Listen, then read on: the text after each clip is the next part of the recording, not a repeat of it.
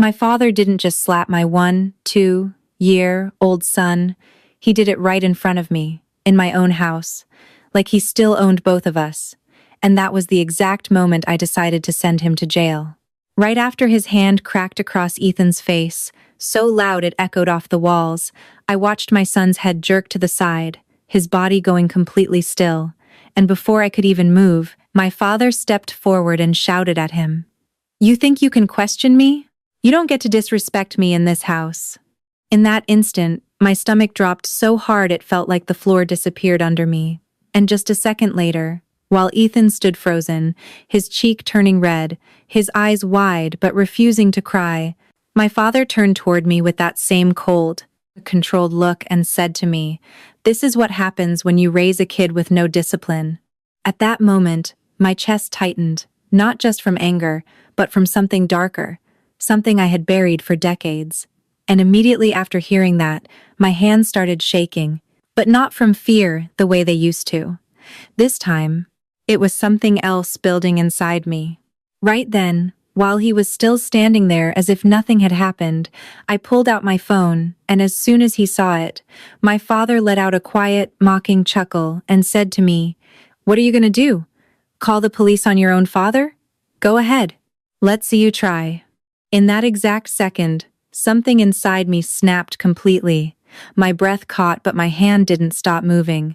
And without hesitating, without looking away, I dialed. And when the operator picked up, I heard my own voice come out calm, almost unfamiliar, as I said, "Yes, I need officers here. My father just assaulted my child." The moment those words left my mouth, the room went dead silent, and for the first time in my entire life, my father looked at me like he didn't recognize me anymore. Right then, while Ethan stood behind me, and I stepped in front of him without even thinking, I realized this wasn't just about protecting my son. This was about finally facing something I had spent 35 years pretending wasn't real. Because what the police uncovered after that call didn't just explain this moment, it exposed a truth about my father that changed everything I thought I knew about my family. Hi everyone, I'm Rachel. I'm 35, and this story happened about 2 years ago, during one of the most exhausting periods of my life. At the time, I was working night shifts as an ER nurse in Dallas, and if you've ever worked in a hospital, you know it's not just physically draining. It gets into your head, it follows you home, it sits with you, even when you're trying to sleep. Most mornings, I would walk through my front door just as the sun was coming up, my scrubs still smelling like antiseptic and stress, and right then, while I quietly kicked off my shoes so I wouldn't wake him, I would see Ethan already up, sitting at the kitchen table doing his homework or making himself cereal like he'd been doing it his whole life. At that moment, a mix of pride and guilt would settle in my chest because my son wasn't supposed to be this independent at 12. He wasn't supposed to read my exhaustion before I even said a word. One morning, as I leaned against the kitchen counter trying to stay awake, Ethan looked up from his notebook and said to me, "You should sleep. I've got everything under control." Right after hearing that, my throat tightened, and I forced a small smile as I said to him, "I'm okay. I just need 5 minutes." But the truth was, I wasn't okay, and deep down, I think he knew that. I had been a single mom for almost 4 years at that point, ever since the divorce, and while it was the right decision, it left me carrying everything on my own, the bills, the house, the emotional weight of making sure my son still felt safe and loved every single day. And somehow, through all of that, Ethan never became a problem kid.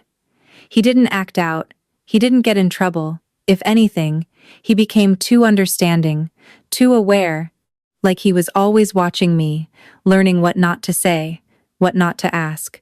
Looking back now, I realize he saw more than I ever wanted him to. And then there was my father. Even after everything, I still kept him in our lives. Not because it was easy, but because I told myself Ethan deserved to have a grandpa. I told myself I could manage it, keep things calm, keep the peace the way I had been doing my entire life. But every time my father came over, or even when he called, there was always that same feeling sitting in the back of my mind, like I was being evaluated, like no matter what I did, it was never quite enough. One afternoon, while I was cleaning up the kitchen after another long shift, my father stood by the doorway watching me and said to me, "You look tired all the time. Maybe if you made better choices, you wouldn't be struggling like this." Right after he said that, I felt something sink deep in my chest. But like always, I didn't argue, I didn't push back. I just nodded slightly and said to him, "I'm doing the best I can." And he just shook his head like that wasn't good enough. At the time, I told myself I was keeping things stable, that I was protecting Ethan from conflict, that staying quiet was the mature thing to do. But what I didn't understand back then was it that my son had been watching every single moment, every look, every word, every silence, and he was starting to draw his own conclusions. That night felt normal, or at least the kind of normal I had trained myself to accept. A quiet house, dim kitchen light, the low hum of the dishwasher, and me trying to come down from another exhausting shift. Around 9 p.m., while I was standing at the sink rinsing a cup, Ethan walked into the kitchen, holding my phone, his expression too serious for a 12-year-old, and right in that moment, something in my chest tightened before he even spoke. Just as he stopped in front of me, he looked up and said to me, "Your phone kept buzzing. I thought it might be important." Right after he handed it over, I noticed the screen was still open, a family group chat I hadn't checked all day. And before I could even react, his voice came again, quieter but sharper as he said to me, "Why does Grandpa talk about you like that?" In that instant, my breath caught in my throat, and immediately after hearing that, my fingers froze around the phone as I slowly looked down at the messages, already knowing I wasn't going to like what I saw. My father had written earlier that afternoon, and the words hit harder than I expected, even though I should have been used to them by now.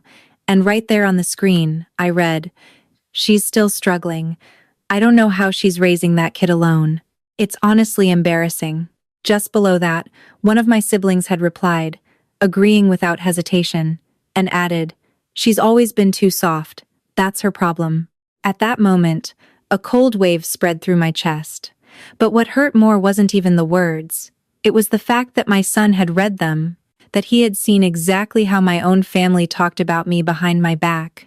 Right then, Ethan crossed his arms slightly, his eyes locked on me, and he said to me, "Why would he say that about you? You work all the time." Immediately after that question, my throat tightened, and I forced my voice to stay calm as I said to him, "It's nothing. Sometimes people just say things. It doesn't mean anything." But even as I said it, I could feel how weak it sounded, and he didn't buy it for a second. Right after that, Ethan shook his head slowly, his voice firmer now, more certain, as he said to me, "No, it doesn't mean anything. People don't just say stuff like that for no reason." In that moment, my heart started pounding, because this was exactly the kind of conversation I had spent years avoiding, and just a second later, trying to regain control, I set the phone down on the counter and said to him, "I've handled it for years, okay? You don't need to worry about it." Right after I said that, Ethan took a small step back, his face tightening in a way I hadn't seen before, and he looked at me like he was seeing me differently, as something had shifted, and then he said to me, "But I do worry. You think I don't see how he talks to you?"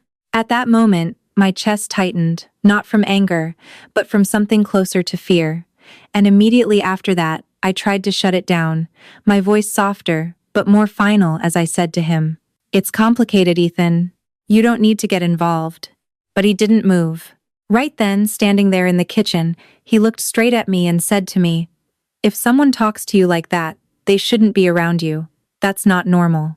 In that instant, I felt something shift deep inside me, something I didn't want to face, so I did what I had always done. I avoided it, I minimized it, I pretended it wasn't as bad as it was. Just moments later, I picked up the phone again, locked the screen, and said to him, "Let's just drop it, okay? It's late." Right after that, Ethan didn't argue anymore. He just nodded slightly, But there was something in his eyes that hadn't been there before, something quiet but determined, something I didn't fully understand at the time. And I thought that was the end of it. But what I didn't know was, later that night, while I was asleep, my 2-year-old son made a call I never heard.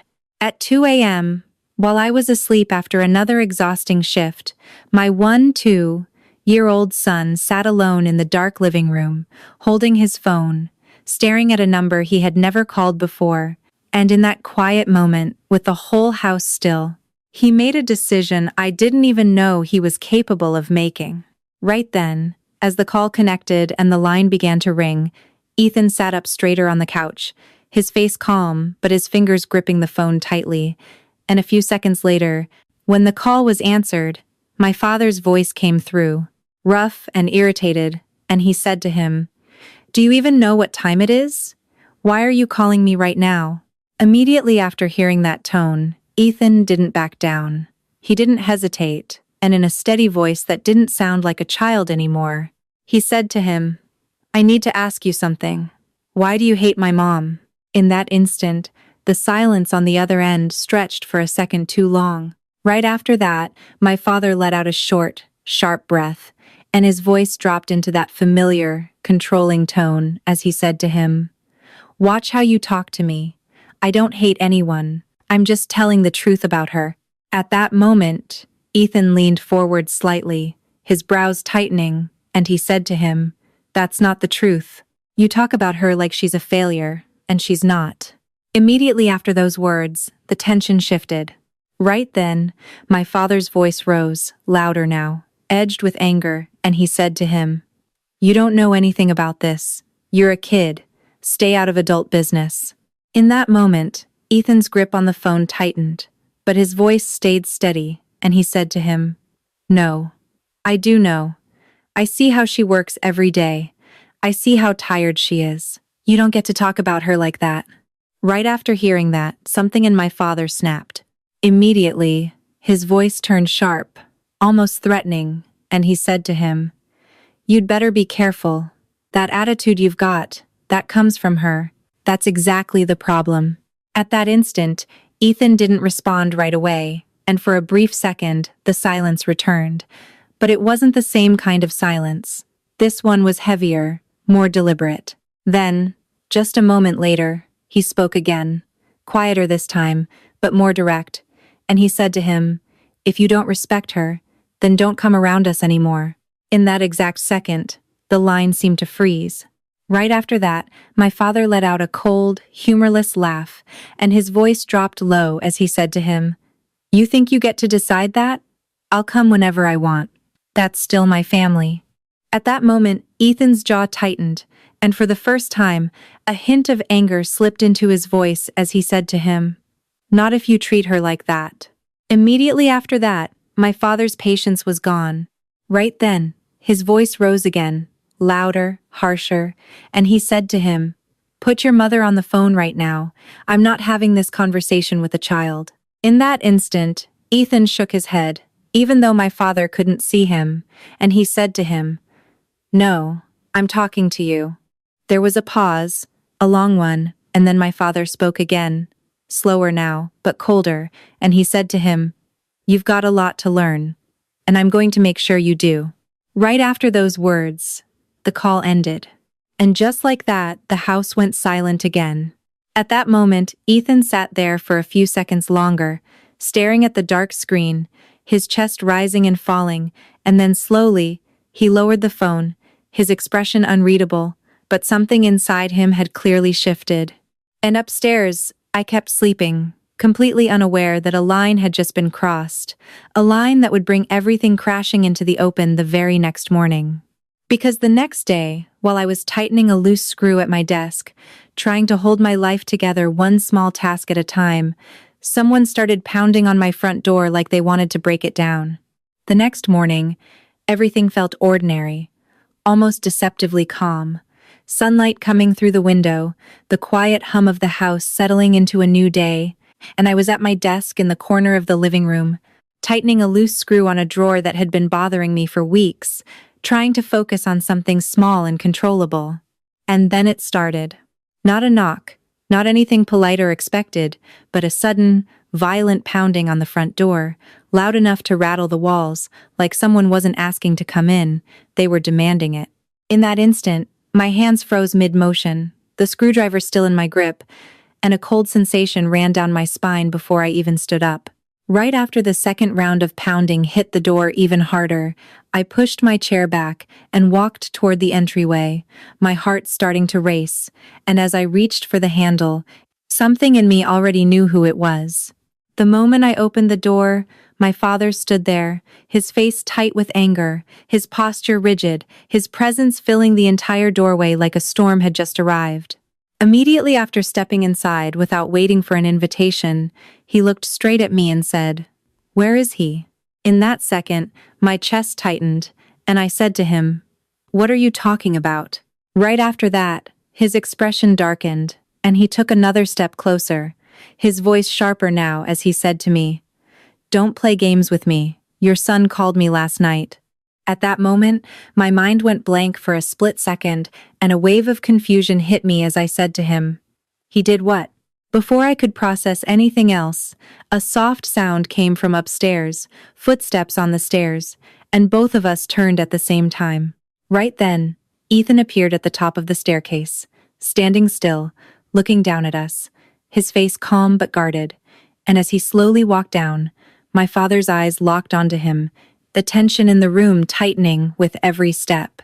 The second Ethan reached the bottom, my father stepped forward, his voice already raised, and he said to him, "You think you can call me in the middle of the night and talk to me like that?" Immediately after hearing that, Ethan didn't back away. He didn't look at me for help. Instead, he looked straight at him and said to him, "I asked you a question." In that instant, the air in the room shifted. Right after that, my father let out a sharp laugh, but there was no humor in it, only irritation, and he said to him, "You don't get to question me. You're a child." At that moment, I stepped forward, trying to ease the situation before it escalated, and I said to both of them, "Okay, let's just calm down. We can talk about this." But before I could finish, my father cut me off, his voice louder now, more aggressive, and he said to me, "No, we're not calming anything down. This is exactly the problem. You let him think he's equal to adults." Immediately after that, I felt my jaw tighten, but I hesitated, just for a second, that same hesitation I had lived with for years. Right then, Ethan spoke again, his voice steady, controlled, and he said to him, "I'm not trying to be equal. I'm asking why you talk about her like she's nothing." In that moment, my heart started pounding harder because I could feel where this was going. Right after those words, my father's face hardened, his eyes narrowing, and he stepped closer to Ethan, closing the distance between them, his voice dropping lower but carrying more weight as he said to him, "You've got no idea what you're talking about." At that second, I took a step forward, my body already tense, my instincts kicking in, but everything was moving too fast. Because right then, Ethan didn't step back. He held his ground. And just before everything spiraled out of control, he looked straight at my father and said to him, "Then explain it. Why do you hate her?" In that exact moment, something snapped, and I didn't even have time to react. The second Ethan said it, the room didn't just go quiet. It felt like the air itself tightened, like everything was holding its breath, waiting for what would happen next. Right then, my father froze for a split second, his eyes locked onto Ethan, and in that brief pause, something dangerous flickered across his face before he spoke, his voice low, controlled, but heavy with warning as he said to him, "You'd better think carefully about what you're saying." In that instant, my chest tightened, and I took a small step forward, my voice already unsteady as I said to both of them, "Okay, that's enough. We're not doing this." But before I could finish, Ethan didn't look at me, didn't back down, and instead kept his eyes on him as he said to him, "I am thinking. I've been thinking about it for a long time." Right after hearing that, my father's jaw tightened and his posture stiffened, as he had just been challenged in a way he wasn't used to, and he said to him, "You don't know anything about this family. You don't know what your mothers put people through." At that moment, my breath caught, and a familiar wave of guilt tried to surface, the same feeling I had carried since I was young. But before it could settle in, Ethan spoke again, his voice firmer now, cutting through that narrative as he said to him, "No, I know what she's been through. I see it every day."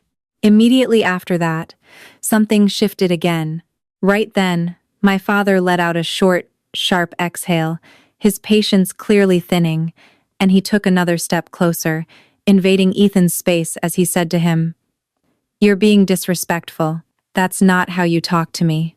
In that instant, I felt my heart start racing, my body tense, my instincts telling me to step in, to stop this before it went too far.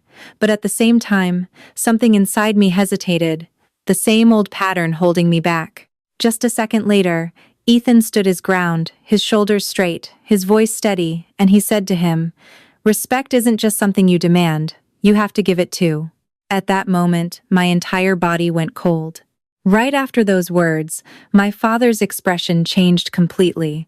The restraint disappeared, replaced by something raw and angry, and he said to him, "You don't get to lecture me. Not in my family."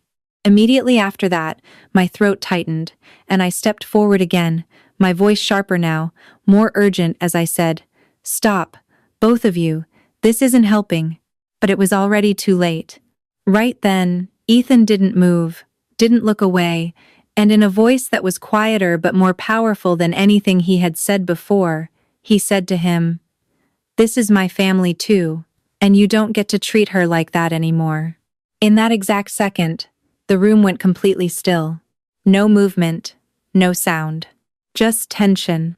And in that silence, I saw it. The moment something inside my father broke loose. Right after that, his hand twitched slightly at his side, his shoulders tightening, his face hardening in a way I recognized from years ago, a look I hadn't seen in a long time, but one I would never forget. At that moment, a cold wave ran through my body, my mind racing, my instincts finally screaming at me that something was about to happen, something I wouldn't be able to stop. And just as I started to move forward, just as my voice began to come out to stop it, that's when my father lost control. His hand moved so fast I didn't even have time to process it. 1 second it was at his side, the next it cut through the air, and then the sound hit, sharp and final, echoing in the room. Right in front of me, my father struck my 1-2-year-old son across the face so hard that Ethan's head snapped sideways, and his body stumbled back a step, and in that instant, my heart stopped. Immediately after the impact, Ethan raised his hand to his cheek, his eyes wide, silent, not crying, just frozen like his body didn't know how to respond yet, and at that moment, something inside me shattered completely. Without thinking, I rushed forward and stepped between them, placing myself in front of Ethan, my arm reaching back instinctively to shield him, and as soon as I did that, my father's voice came again, louder, filled with anger, as he said to him, "That's what happens when you forget your place." In that second, a surge of rage hit me so strong it almost made me dizzy, and for the first time in years, I didn't swallow it, I didn't stay quiet. I turned and looked straight at him, my hands trembling but my voice firm as I said to him, "You don't ever touch my son like that again." Right after those words left my mouth, the room seemed to tighten, and my father stared at me, not backing down, not apologizing, almost offended, as he said to me, "I can do whatever I need to correct behavior. That's how discipline works." At that moment, my fists clenched so tight my knuckles went white, and something inside me shifted, not fear anymore, but anger, clear and undeniable. Behind me, I felt Ethan move slightly, his breathing uneven, and without turning, I reached back and touched his arm, needing him to know I was there.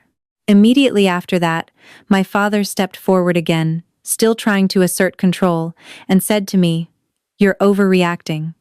This is exactly why he talks back. You've made him soft." Right then, everything clicked into place.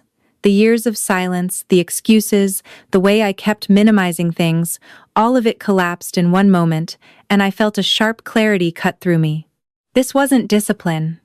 This wasn't normal. This was abuse.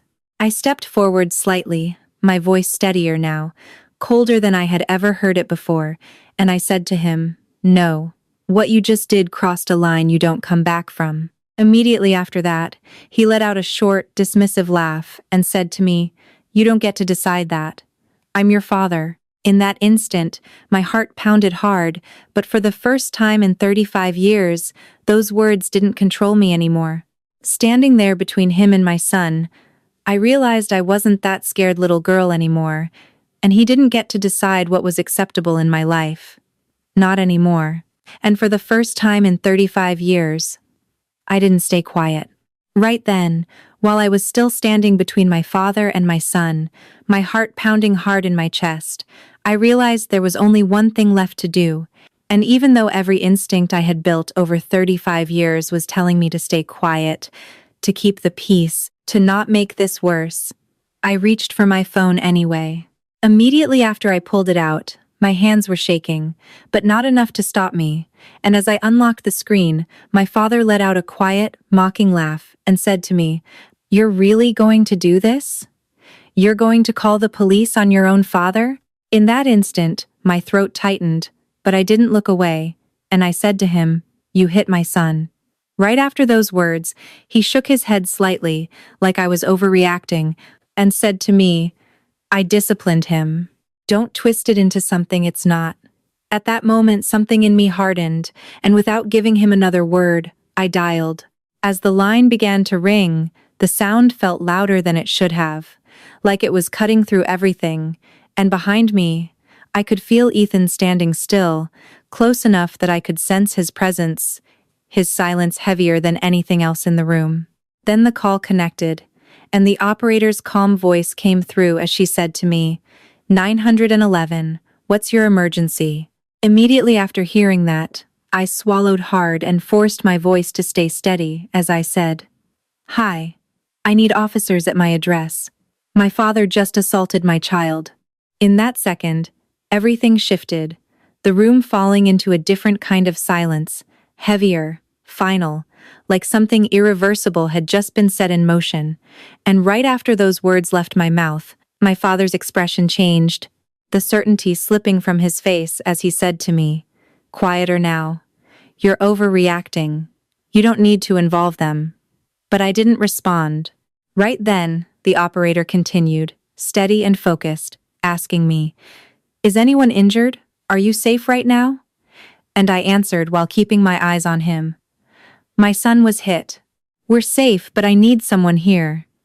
As I spoke, I could see it, my father taking a small step back, not far, but enough to create distance, and for the first time since he walked into my house, there was hesitation in him. I kept answering questions, giving the address, confirming details, and with each word, my hands stopped shaking a little more, like the act itself was anchoring me, locking me into a decision I wasn't going to take back. Right then, my father ran a hand over his face, his voice lower now, edged with something unfamiliar, as he said to me, "You're making a mistake. This is going to follow you." In that moment, my chest tightened, not from doubt, but from the weight of what I knew this would mean. For him, for me, for everything. But I didn't hang up. I didn't apologize. I didn't take it back. Right after I ended the call, the silence returned, thicker than before, stretching between us for a few seconds that felt much longer than they were. Then we heard it, faint at first, but getting closer. Sirens. In that instant, my father's face shifted again, the control slipping further, replaced by something I had never seen directed at me before, uncertainty. And as the sound grew louder outside, I realized something I had never fully understood before. The power had just changed. Because, when the police arrived, everything I thought I knew about my father started to fall apart. 2 days later, just when the house had started to feel quiet again, not peaceful, just quiet in that heavy, unfamiliar way, I got a call I wasn't expecting, and the moment I saw the number, something in my chest tightened before I even answered. I picked up, and a calm, professional voice on the other end said to me, "This is Officer Daniels. I wanted to follow up with you regarding the report you filed." Right then, I stepped into the kitchen, away from Ethan, my hand gripping the phone a little tighter as I said to him, "Yes, is everything okay?" Immediately after that, there was a brief pause, not long, but enough to shift the tone, and then he said to me, "There's something you should probably be aware of." In that instant, a cold sensation ran down my spine, and right after that, he continued, his voice still steady but more deliberate as he said to me, "Your father has had previous complaints filed against him. Not just one." At that moment, my mind went completely blank, and I leaned back against the counter without realizing it, my breath catching slightly as I said to him, "What do you mean by complaints?" Immediately after that, he explained carefully, listing workplace incidents, verbal aggression, intimidation, and at least one prior report involving physical behavior, though it was never formally charged. In that second, my grip on the phone tightened so much my fingers started to ache, and everything in my head began replaying at once. Moments I had buried, things I had explained away, things I had convinced myself weren't that serious, and right then, without meaning to, I said quietly, "So, this isn't new." There was a short pause, and then he answered simply, "No, ma'am, it isn't." At that moment, something inside me shifted in a way I can't fully explain. Not shock anymore, not even anger, but clarity, sharp and undeniable. And immediately after that, I thanked him, ended the call, and just stood there in the kitchen, staring at nothing while my thoughts moved faster than I could keep up with. And that's when the memories started coming back, not all at once, but in fragments. A slammed door when I was a kid that everyone pretended didn't happen. A look on my mom's face. I didn't understand at the time.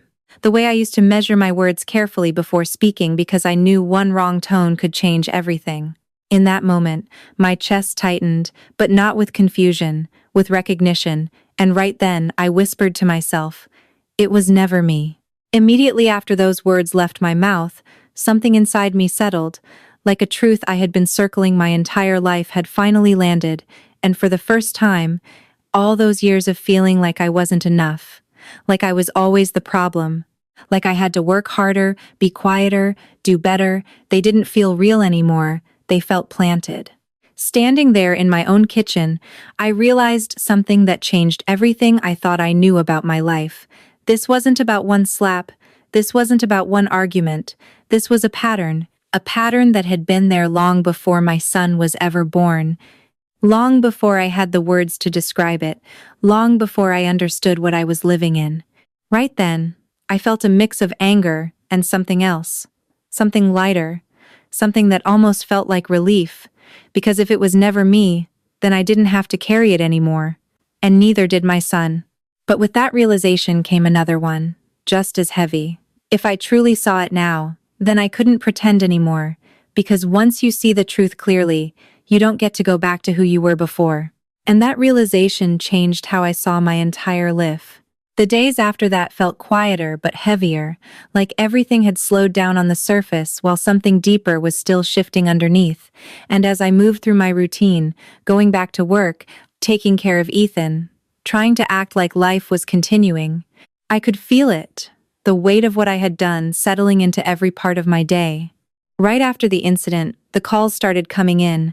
Family members, relatives I hadn't heard from in months, all suddenly with opinions, and one after another they said the same thing to me. "You went too far. You don't call the police on your own father." Some said it calmly, some said it with anger, but the message was always the same.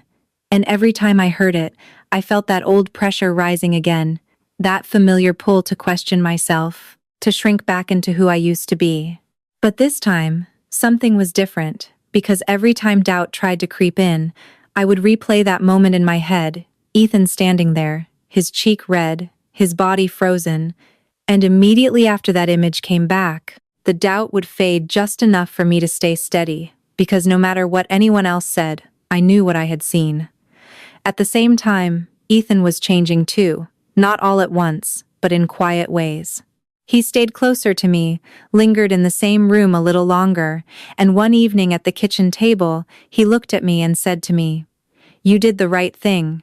In that moment, my throat tightened, and I said to him, I should have done it sooner. And right after that, he shook his head and said to me, "No, you did it when it mattered." A few weeks later, my mom reached out, not to fix things, not to defend him, but quietly, cautiously. And when we spoke, her voice was softer than I had ever heard it, and she said to me, "I didn't realize how bad it had gotten." In that instant, something shifted inside me. Not forgiveness, not fully, but understanding. And I said to her, "It's been like this for a long time." And right after that, there was silence on the line, heavy but honest. And for the first time, I didn't feel the need to fill it. Over the next couple of months, I made a decision I never thought I would make. I stopped answering his calls. I stopped trying to manage the relationship. I set a real boundary. And even though it wasn't easy, even though part of me still felt the weight of it, I didn't step back from it. Because for the first time, I understood something clearly. Love doesn't mean tolerating harm, and family doesn't mean losing yourself. Time passed, slowly at first and then faster, and life began to rebuild itself in quieter, healthier ways. The tension that used to sit in the background of everything slowly fading, replaced by something steadier, something safer, and then months later, everything came full circle. It was Ethan's school event, a small stage, rows of chairs, parents sitting with quiet pride, and I watched him walk up, taller now, more confident, and when it was his turn to speak, he paused, scanned the room, and found me. Right then, he took a breath and said, "There was a moment when I realized what strength really looks like." And in that instant, my heart started pounding as he continued, his voice steady, clear. "It's not about being the loudest person in the room. It's about protecting the people you love, even when it's hard." And immediately after that, he looked straight at me and said, "My mom taught me that." In that moment, everything around me faded, and for the first time, what I felt wasn't fear or pain. It was something lighter, something that felt like healing. 2 years have passed since the day I called the police on my own father, and no, everything isn't perfect. There are still complicated emotions, still things I don't have answers for, and I never repaired that relationship. But I did something more important. I chose my son, and in doing that, I finally chose myself. So I'll ask you this. If you were in my position, would you have made the same call? Let me know. I read every single comment.